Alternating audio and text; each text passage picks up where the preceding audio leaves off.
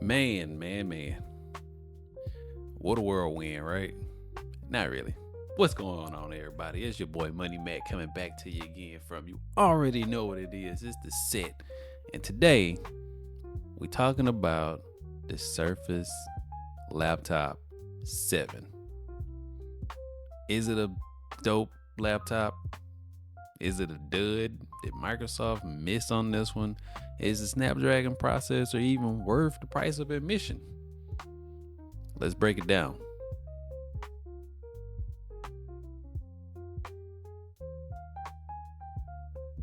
Now, the alloy chassis on this machine is, for me, a standout feature, right? It exudes a premium vibe that rivals Apple's craftsmanship on their Mac lineup, right? But the trackpad is a tactile dream, offering the best haptics that me personally I've ever felt on a laptop, right? Though I wouldn't be remiss if I say it really needed to have more real estate, right? And the keyboard, don't even get me started on that. Now, it's got that satisfying springless, but it has very good key travel for such a slim profile. And with that, it makes using this machine all the more better.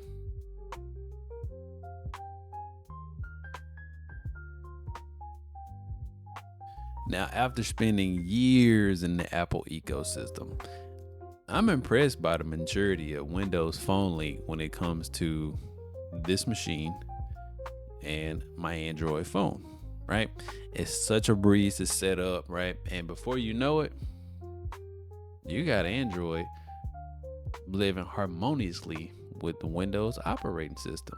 Now, this being the channel where we talk about sneakers, electronics, and toys, sneakerheads rejoice, right? Listen up here, right? I'm gonna show you. I can monitor my sneakers app and be logged into the sneakers website all on the same device because you can mirror your device on this laptop. No muss, no fuss. So that increases our chances of being able to, let's say, have multiple accounts just to get that Gotham screen on a pair of elusive kicks that, we've all grown to.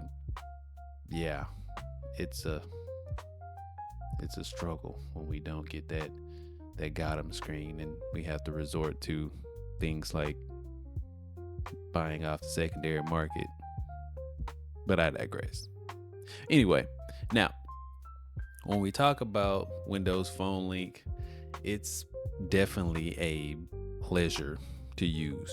Now, with Apple, we all know that you can integrate your messages, your FaceTime, your phone calls, your copy paste from one machine to another, sharing files with AirDrop.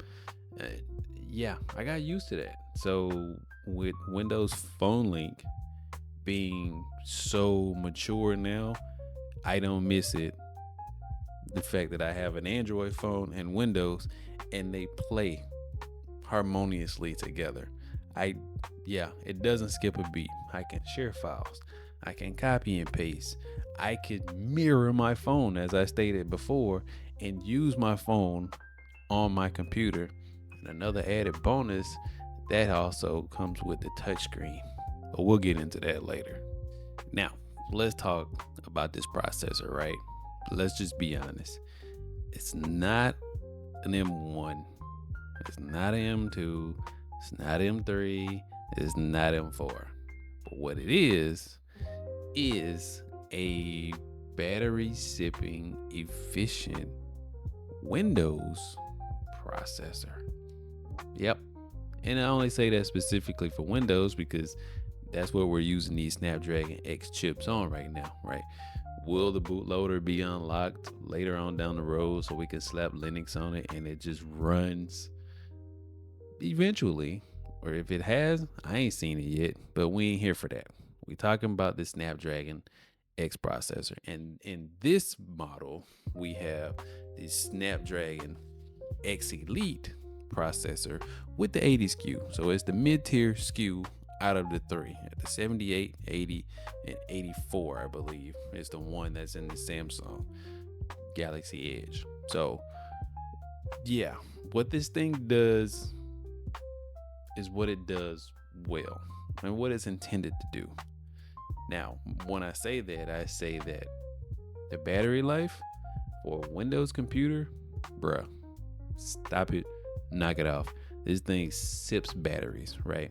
It's definitely a upgrade to any other Windows computer or laptop that I've used pretty much ever, unless you get a gaming rig and you don't do anything but surf the web.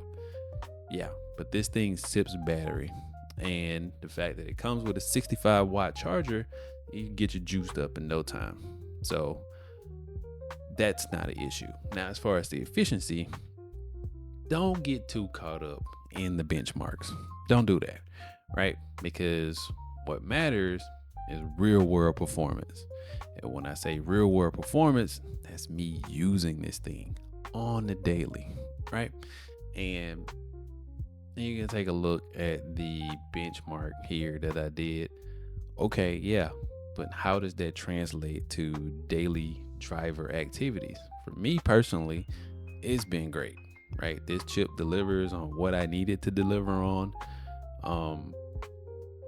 There's its quirks here and there, but again, it's new, and this is nothing new from operating system and developers changing their apps over. We witnessed the same thing when we had the Mac Mini that came out with the M1 chip. There was a lot of apps that weren't optimized for ARM processors. That's just the way it is, and that's the same way it is here. But for the most part, the translation layer is actually working pretty well. So, am I mad at it? Nope. Am I getting bent out of shape about benchmarks of, oh, it's faster than the M3 and the MacBook Air? Okay, maybe. But Apple also is on this fourth generation. This is the first generation of this chipset. So only time will tell. And by that, I think it's going to take off this time because I believe the developers are actually going to get into it this time. But we shall see.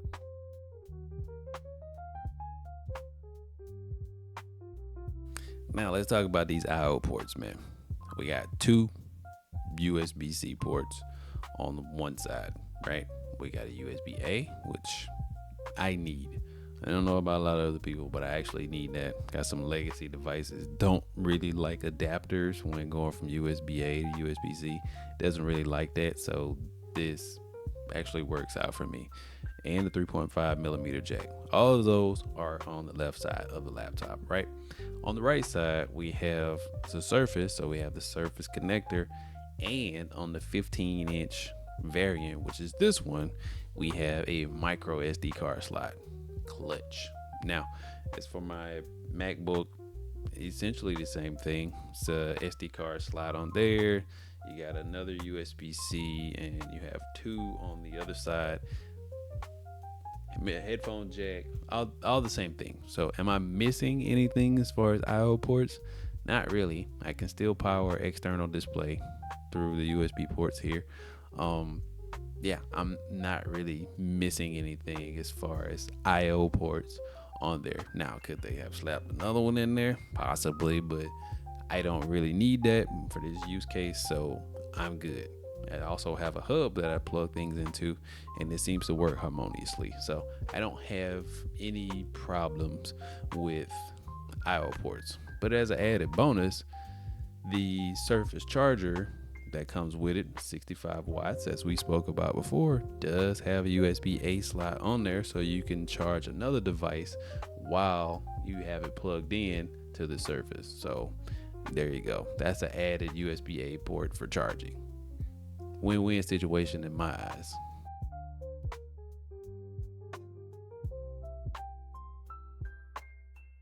Now, this is one of those moments where Apple should have, or should take heed, right? let's talk about Windows Hello. Windows Hello on this laptop is freaking phenomenal.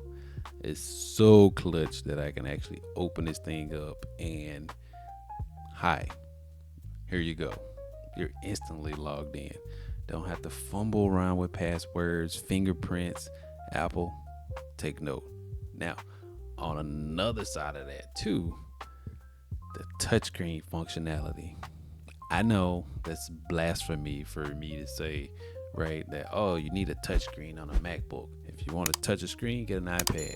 Now, you know, like I know, the touchscreen functionality would set the world on fire on a MacBook. Will Apple do it? I'm sure they will eventually. And you also know that there's a lot of apps on the iPad that you just can't do on there. You need a desktop environment. So stop and knock it off. That touchscreen functionality it's not needed, but it's a great feature to have when you just want to touch a screen. So with those two things, that's what sets it apart for me from my MacBook, right? Got rid of the 16 inch, but I still have a 14 inch. So I don't know. If you ask me, I love it. Do I use it that often? I don't. But when I just need to get down to a granular level on something and just zoom just a little bit or sign a document on the screen without having the full version of Adobe, let's go, man. Windows for the win in that aspect.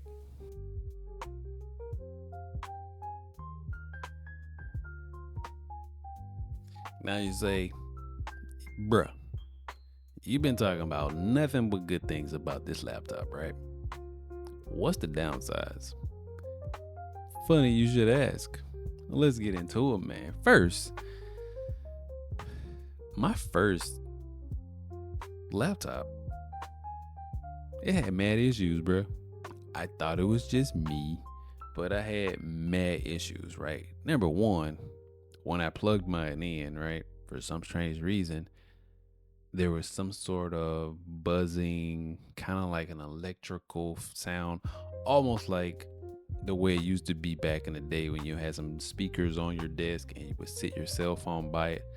That's what it sounded like when I had this thing plugged in. Other than that, it was a whisper quiet, right? So I thought it was just me. That was one thing, right? And then the next day I came in and I took a look at it, right? And I'm looking and the display is in a yellow tint. Yeah. So I tried the screen recording, right? But when I went to the playback, it showed the correct color scheme, right? Lucky for me, I'm smarter than that, and I recorded it with my phone. You can see here, yeah. So something definitely was wrong with the GPU or lack thereof. Yeah, whatever. Something was wrong with the graphics on this computer, right? So I took it back, got a new one, stuck with the same model, brought it back to the lab, haven't had any issues with it since then. Now, that very, very audible noise, I think may be a design flaw because I can still hear it, albeit it's not as loud as it was on the other one. I can still hear it on this laptop. Is it a deal breaker? No. But if you're in a quiet place like I am most of the time during the day because the kids are at school, whatever, I'm working, I can hear it and it's kind of annoying. So I just unplug it. Luckily for me, that this thing doesn't, plugging it in does not change the performance at all. So I don't know. Maybe that's a design flaw. Maybe I just got two bad ones. Who knows? But that's something to note. Let me know down in the comment section if you have a Surface Laptop 7 and if you, when you plug it in, you can put your ear to kind of like where the earphone is, the keyboard is, and see if you can hear that buzzing feedback type noise. Let me know down in the comment section. So the other issue that I have with this laptop is it gets hot. Yeah, it gets hot. When rendering videos or pushing this processor to the max, and I don't know whether it's because it's strictly using the processor without touching the integrated GPU, it's just using straight raw processing power and not messing with the GPU, because some of the benchmarks kind of states that, and I don't know if it's a glitch. It's not using the GPU at all. It's just rendering these things from straight processing power. I don't know. I'm a geek, but not that much of a geek because I really don't care. I'm on the consumer side of games. But yeah, it gets hot. So hot that it's one of those things where I just would not want to put this thing on my lap if I'm rendering a video. And the fan noise, albeit, is not as loud as the traditional x86 fan noise. It can spin up on this thing. It only does it when I'm rendering videos or something like that. That's the only time I've heard the fan actually come on. Anytime before that, nah, bro. This thing is whisper quiet. I love it. The keys don't make a lot of noises, but it does get hot. Now, one more other thing, and this may be a petty gripe, maybe not. No, because sound is a big proponent of what we do, right? When we're consuming media, if the sound is terrible, it kind of decreases the experience, right? These speakers ain't that good, dog. They're decent, but I'm used to MacBook speakers, right? The grills are up top, facing upward. You get that rich sound that can fill up a room. Now, don't get me wrong, this thing can fill up a room, but by the sound coming through Microsoft's proprietary whatever they got for this, the sound comes up through the keyboard, right? Cool. It's cool-ish, but it just doesn't compete with the sound of a MacBook. No, it's not doing that. So just as a note for you, that if you're looking for something that's going to sound excellent, these ain't it. It doesn't sound terrible though, mind you. It does not sound terrible, but it doesn't sound excellent either. So put that in your pocket. Keep that when you're out shopping for a laptop.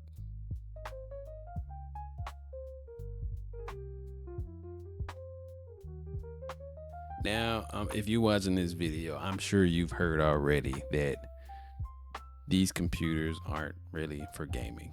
Most ultrabooks in this style aren't for gaming, right? This is true. I'm not a gamer, but this chip set is not made for gaming. The Adreno processor is not made for gaming on this thing. Not yet. Now, you may find some ARM native games that may just work on here, but the experience is not gonna be great. So yeah, the Adreno processor isn't cut out for gaming. If you're getting this laptop because Microsoft sold you on all of this shit about the AI functions, pump your brakes. It ain't there yet. The AI features that are here feel a bit gimmicky for me. Now, I understand the whole issue with the recall thing, privacy concerns or whatever. If you're buying a laptop for just those functions, then maybe you just need to stick with a cell phone. I'm just saying, those features feel gimmicky for me right now. You can easily call this computer just a regular Windows laptop and drop the whole moniker of it being a Copilot Plus PC, because there's not really much plus about this other than the new processor running on ARM. The build quality is great. Don't get me wrong. I've enjoyed the experience so far, minus me having to return one and pick up another, right? But if you're getting this for the Copilot integration or doing some light gaming, dog, this ain't it. Don't do it to yourself. Save yourself some money. Get you one of the x86 machines and call it a day. They're on sale right now because of these new machines. So you can get you a pretty powerful x86 machine and keep it pushing. They got Copilot buttons on them. So if you're getting it for that, dog, stay away. This ain't for you, bro. It's not for you. And at one point in time, I was wondering whether it was for me too, but we'll talk about that here shortly.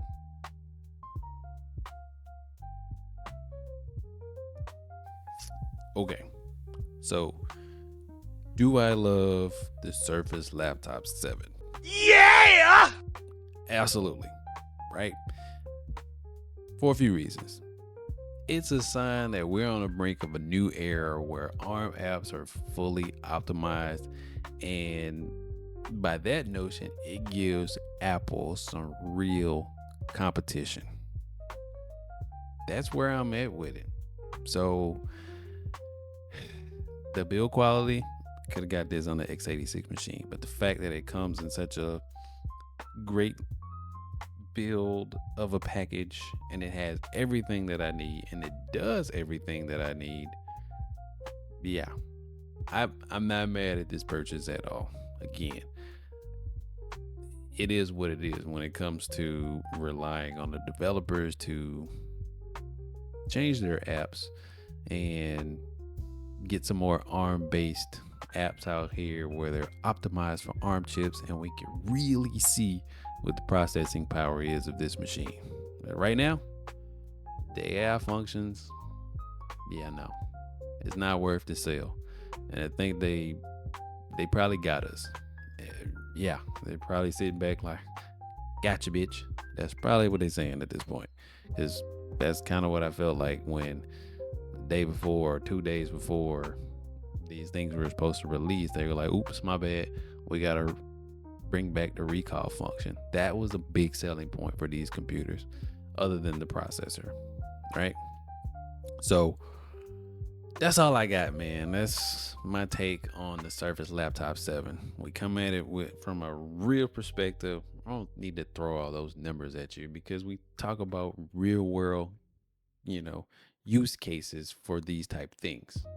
Is this the most expensive computer you can buy? No.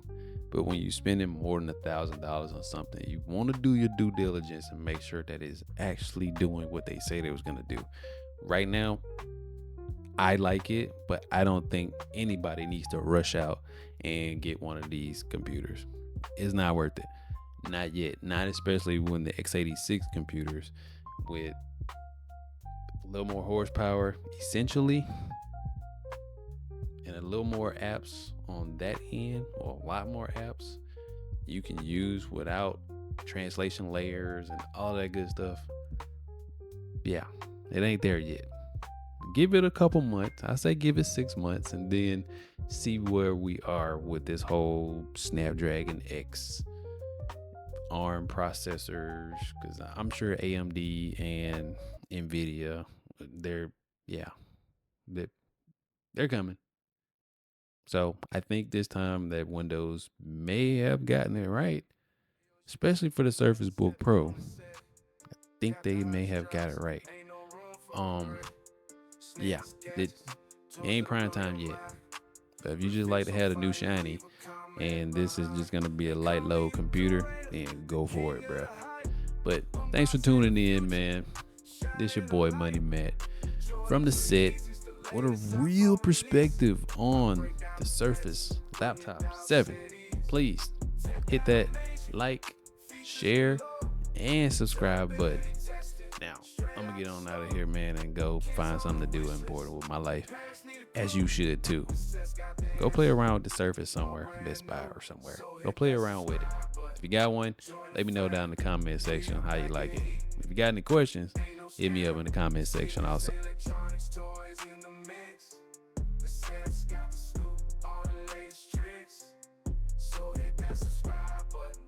Join the fam, we unpacking it. Ain't no scam. Sneakers, electronics, toys in the mix.